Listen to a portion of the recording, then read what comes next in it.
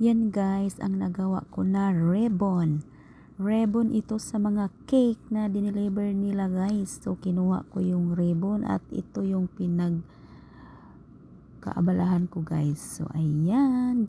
Mahaba ito guys, pero ginupit ko siya. Yan, ginupit ko ng 4. So, ganito lang pala kasimple ang paggawa ng ribbon guys. Iipit-ipit lang sa iyong kamay. Saka itali siya guys. So ayan, ganito lang pala siya.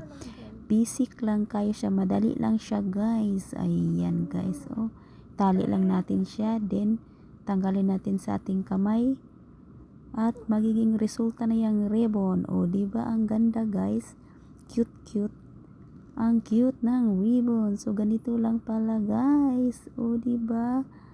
Hindi na tayo mahirapan paggawa ng ribbon. Ganito lang pala siya guys, kasimple. Itali lang sa kamay. Ipit. Ayan.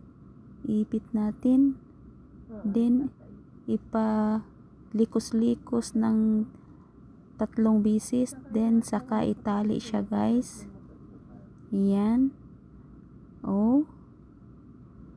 Then, tanggalin sa kamay. So, ito na yung maging resulta niya guys. Ang ribbon. Ribbon ng cake.